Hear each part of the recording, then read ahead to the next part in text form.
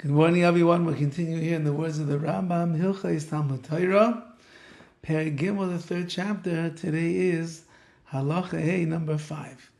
Techilas dinai shel Adam. Einoi nidan ela ala Talmud. The beginning of a person's judgment in the world to come. What HaKadosh Baruch Hu is going to ask them, did you accomplish in this world, is going to be on nothing nonetheless, or nothing less than Talmud learning. And after that, HaKadosh Baruch Hu will then begin to judge a person on the rest of his actions. Therefore, our sages teach us, a person should always be engaged in the study of Torah, even if not for the most sincere and altruistic reasons, since that a person begins his learning process, not for the sake of heaven, eventually it'll come to doing it for the right reasons, for the sincere way in which a person is supposed to learn. Says the RAMBAM that you should know that since that Talmud Torah is Keneged Kulam, the learning of Torah is equivalent to all the mitzvahs. So the first mitzvah you're going to be tested on in the world to come is, how much Torah did you learn? Because since that's the source, or that's equal and better than all the other mitzvahs that you have in the Torah, so therefore, that's what we want to know. Kavate itim l'Torah, did you spend your time learning Torah at fixed intervals or fixed times in your lifetime? Now,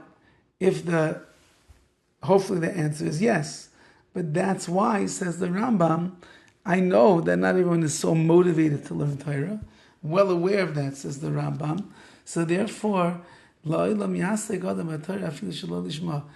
if you're not in the mood, even if it's not l'shem shemaim, even if it's not the highest level of learning Torah, you should do it shaloi lishma. You should keep doing it even though it's not with the highest and loftiest intentions, because through the process of shaloi lishma, you'll eventually come to lishma. When a person begins getting into the Torah and learning it in the right way and seeing the glory and the beauty that's in there, they will embrace the Torah and learn it lishma as well.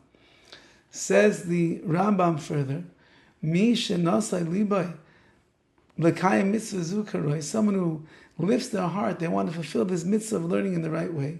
They would like to be crowned with the crown of Torah.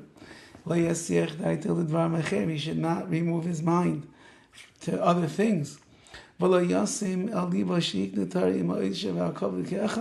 And don't think you'll become a Talmud Chacham and a wealthy businessman and have a nice house all at the same time. It doesn't work like that. This is the way of the Torah. He's quoting a Mishnah in Pirkei Avos. Pas b'melech teichal, some bread and salt you'll eat. V'la'aretz tishain, and on the ground you will sleep. V'chai tzar tichya, and you'll live a life of tzar, of hardships.